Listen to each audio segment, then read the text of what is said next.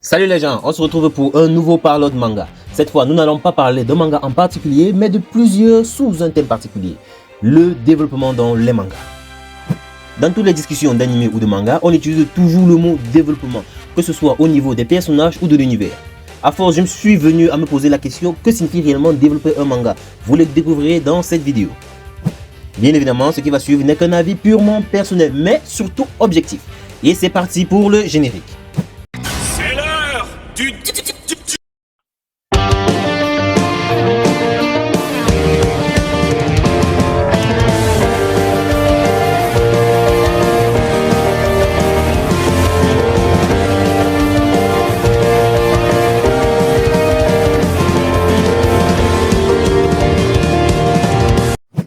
Avec des potes dans notre groupe WhatsApp de cinglés, on parle beaucoup d'anime et de manga. Et pour argumenter, on doit parler du développement du manga.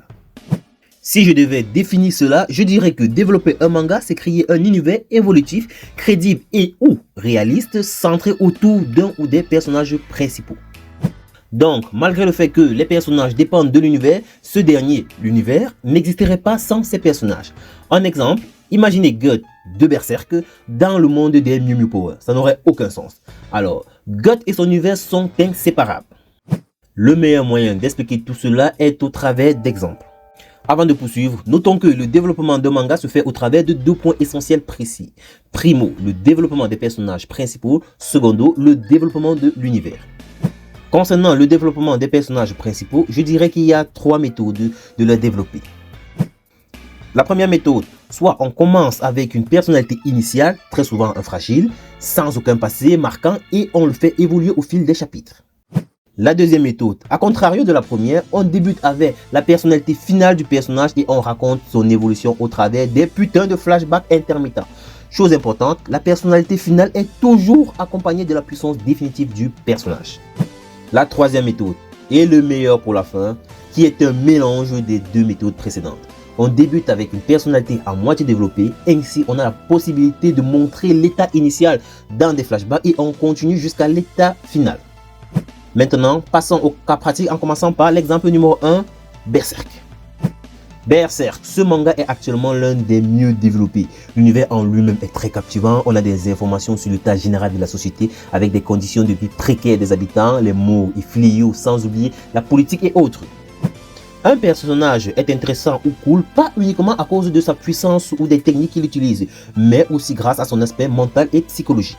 Encore une fois, de plus dans Berserk, Guts est, j'ose dire, le personnage principal le mieux développé que j'ai eu à voir ou à lire. On sait tout de lui, absolument tout, de sa naissance terrifiante jusqu'à présent. On a assisté à sa transformation aussi bien sur le plan mental que physique. On part d'un Guts solitaire, rustre et violent vers un Guts convivial, attentionné mais bestial. Ça c'est pour ceux qui ont lu le manga. Évidemment, tout cela se fait grâce à l'univers et à l'utilisation des personnages secondaires, qui permet aussi d'indiquer la direction de la personnalité des personnages principaux. Soit il suit la voie du Hado ou celle du Satsui no Hado, pour ceux qui ont la ref, traduction en langue Jedi, soit il suit la force, soit il emprunte la voie du côté obscur. C'est le cas de Ken Kaneki de Tokyo Ghoul, même si ce dernier est développé selon la première méthode. Autre exemple, Katekoi Hitman Reborn, connu en anime sous le nom de Reborn. Tsunayoshi Sawada, développé selon la première méthode. On quitte d'un Tsunade initial vers un Tsuna dépendant de Reborn. Puis, vers la fin du manga, un Tsuna prenant conscience de sa position et responsabilité de leader de sa petite bande et qui ne fuit pas ses responsabilités. Ça, c'est rafraîchissant en vrai, pour ceux qui ont lu le manga. Un constat qui est fait, la seconde méthode est très peu utilisée car elle restreint au strict minimum le développement pour cause. Elle nécessite énormément de flashbacks pour compenser le manque d'informations sur le personnage. Mais un excès de flashbacks ralentit considérablement l'avancée de l'histoire, donc on limite au maximum les flashbacks. Bizarrement, vous voyez, c'est assez paradoxal. À l'exemple de One Punch Man et de Level 99, non, 999 Villageois. Ça c'est un manga, il n'y a pas d'anime. Franchement, c'est pour les lecteurs. Les mangas du genre Isekai, Voyage dans un autre monde, sont si et seulement si ils sont bien développés, des hybrides. Car le héros a une personnalité initiale dans le nouveau monde, différente de celle de son monde originel. Et la plupart des concernés n'abordent pas cela dans le manga ou l'anime. En exemple de Tsubaru de Re:Zero ou Limul dans Moi quand je me suis réincarné en Slim. Ça se titre en français, sinon c'est Tensei Shitarae, bref, je n'ai pas envie de prononcer, c'est trop long, franchement.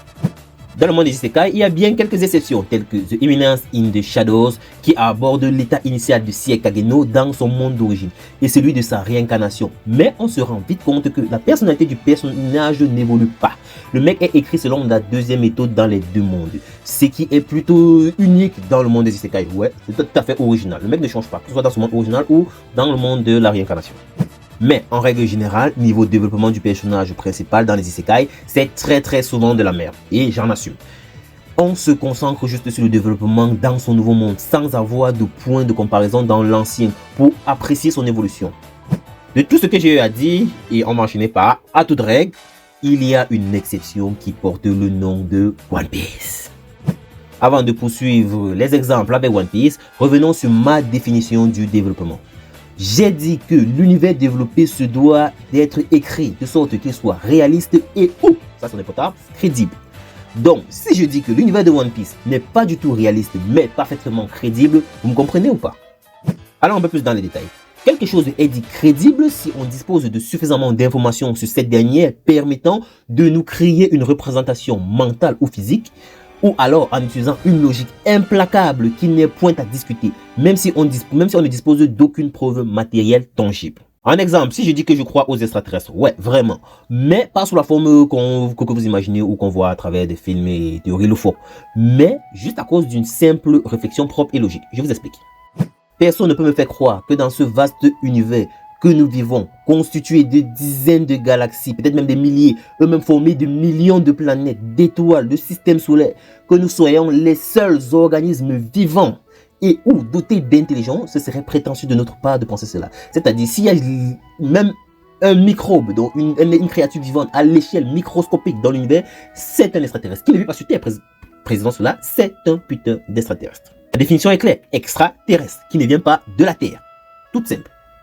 Ah, je vais heurter certaines sensibilités en disant que tout comme certaines personnes ont du mal à croire en Dieu, dont l'existence est prouvée par un livre de provenance dite douteuse. Et j'encadre ce dit douteuse pour m'en détacher. Ce sont les cas utilisant la logique. Alors, One Piece. One Piece est le monde le plus vaste et complexe jamais créé dans un manga. Certes, c'est un monde pas un poil réaliste, mais grâce à toutes les informations fournies, les cartes du monde, le climat, le relief, la météo, les rapports de force entre les grandes puissances, il est facile de croire à l'existence d'un tel monde. Peut-être pas dans notre monde, mais dans une autre dimension, s'il en existe d'autres, distinctes de la nôtre. Quand les Mugiwara débarquent sur une île, on est informé sur les conditions de vie des habitants, la politique exercée, les fléaux et maux minant cette société. En plus, Monsieur Oda nous fournit une carte de l'île. Certes, elle a pour but de géolocaliser les protagonistes, mais elle nous fournit des informations supplémentaires. Si on les regroupe toutes, combinées avec les informations précédemment citées, ce monde devient parfaitement crédible, mais toujours pas un poil réaliste. Et Oda n'est pas obligé de faire cela, il pouvait juste se concentrer sur le strict minimum, comme le font tous les autres mangaka. Autre chose intéressante, dans le développement de One Piece, ce sont les légendes. Un manga d'aventure se doit d'être bourré de personnages légendaires, vivants et ou morts. Toujours son importance. Et le développement de ces derniers doit avoir une attention toute particulière. À l'exemple de Goldie Roger, Barbe Blanche, Kaido et Monkey D. Dragon. Il y en a d'autres, mais passons. Hormis Luffy, chaque personnage principal et secondaire est correctement développé. Et chose plaisante, chacun dispose d'une histoire et personnalité propre. On peut supprimer les Mugiwara du manga, One Piece n'en serait pas trop affecté. Certes, la trame principale sera changée, mais le monde continuerait d'évoluer. Le monde est indépendant d'eux, il suffit juste de recentrer l'histoire sur n'importe quel autre personnage secondaire, disons Sabo ou même Baggy le Clown, et ça redevient tout aussi intéressant. Bon, je ne peux pas prendre One Piece pour exemple sans parler de Naruto. Alors, Naruto. Tout d'abord, le personnage principal Naruto est écrit selon la première méthode, même si ça ressemble à la troisième. Il faut faire attention. Au premier épisode, Naoto Gaki, c'est-à-dire gamin japonais, bref, vous comprenez, vous savez de quoi je parle, a déjà un passé très marqué qui est sa personnalité initiale. Il commence à changer à partir de l'arc Zabuza jusqu'à son combat contre Sasuke.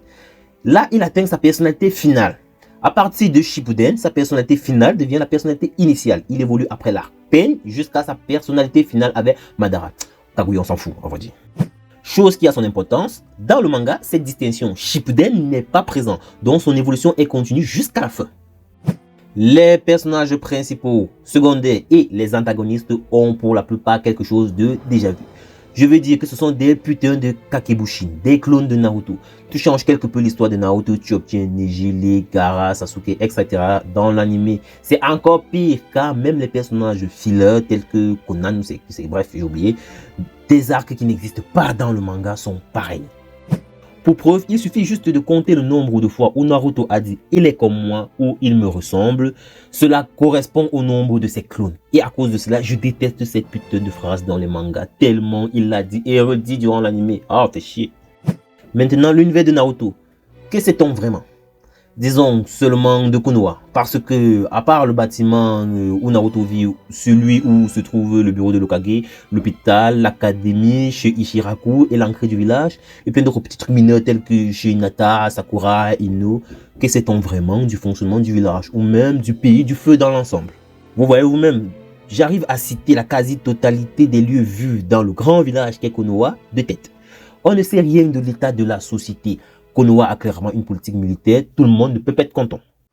J'en ai vu des cadres dans Naruto, mais aucune ne contenait au minimum un point indiquant approximativement la position d'un des grands villages ninja, seulement les frontières des nations. De ce fait, Naruto est réaliste sur le plan matériel et architectural, mais un village avec des habitants fantômes dû au grand manque d'informations est à peine crédible.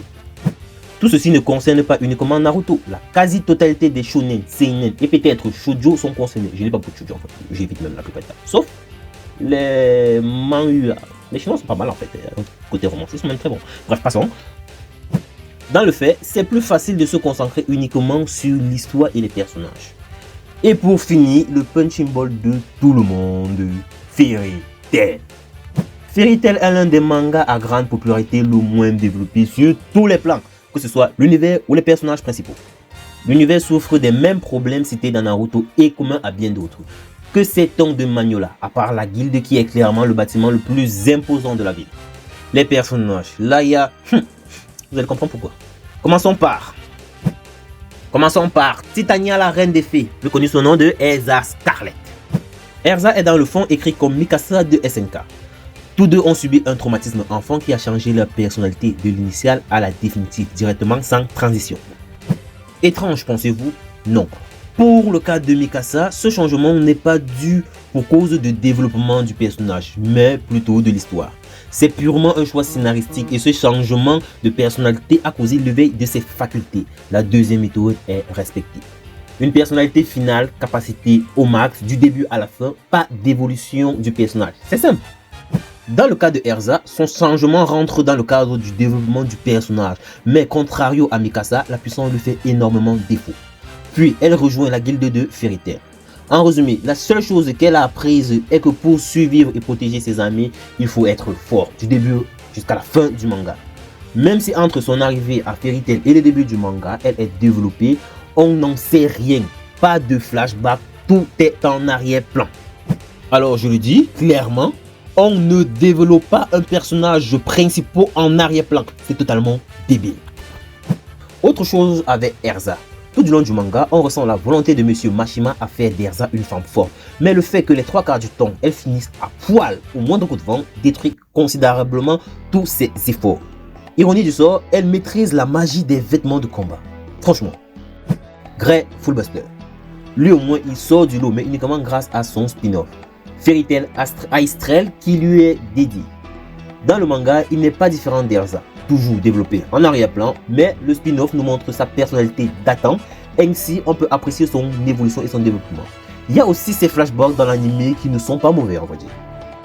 Apparemment, il y a plein de nouveaux spin-offs de Fairy Tail. Les seuls que j'ai déjà lus autres que Fairy Tail Astrel sont Fairy Tail Zero, qui est dans l'anime, ils sont fusionnés mais c'est distinct dans le manga, et Fairy Tail Blue Mistral, racontant le background de Wendy. Peut-être qu'il y a maintenant un spin-off sur chaque personnage principal de Fairy Tail. J'ai cru voir pour Luxus, ou je crois, hein, ouais. Monsieur Mashima a dû se rendre compte du développement bancal de ces personnages, c'est quand ça sent qu'on s'y suit les fesses. Pas de Lucy et Wendy. Elles ont un semblant de développement. Tout ce qu'elles ont appris, c'est s'affirmer, dire oui ou non plus fort et chier le moins. Et cela en plus de 40 tomes pour Wendy et la totalité du manga pour Lucy. Ça, c'est du développement. Et pour finir, notre cher Natsu, le ding-dong de la farce. Aucun développement en 62 tomes, je crois. Fairytale a bien 62 tomes. Si? Enfin, tu vérifies, putain. Passé inintéressant à part ses origines. Il a affronté tout du long une multitude d'adversaires, mais qu'a-t-il après? Rien. On sait que le mec est idiot, mais il ne faut pas pousser loin quand même. Le plus drôle étant le fait que les antagonistes qui l'ont affronté ont quasiment tous changé. Gadir, Luxus, Djelal, Sabertooth, Horatio 16. Sauf Grimoire Harpe et Tartaros, tous deux éliminés par Zélef. Le développement des personnages de Fairy Tail est un hybride entre la première et deuxième méthode qui a totalement foiré. Donc Fairy Tail dès le début a commencé avec ses personnages principaux avec leur personnalité finale. Sauf qu'ils n'ont pas la puissance qui va avec. Donc normalement ils devraient évoluer physiquement et mentalement, mais le côté mental a été jeté aux chiottes. À trop chercher, je dirais que Fairy Tail nous apprend que si tu es assez puissant, tu n'as pas besoin d'apprendre quoi que ce soit de qui que ce soit et imposer ta vision aux autres. Ce n'est pas totalement faux au vu de l'état du monde actuel. En bref, tout ce charabia kilométrique pour dire que n'importe quel idiot pourrait donner une puissance démesurée à un personnage de sa création, mais lui doter d'une âme, une personnalité, une vie, une histoire et un monde crédible n'est pas à la portée du premier venu.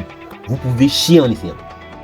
Merci à vous de m'avoir écouté. Si vous êtes arrivé jusqu'ici, sur ces mots, je vous dis à plus. Oh putain, j'ai besoin de belle bras. J'ai mal à la tête.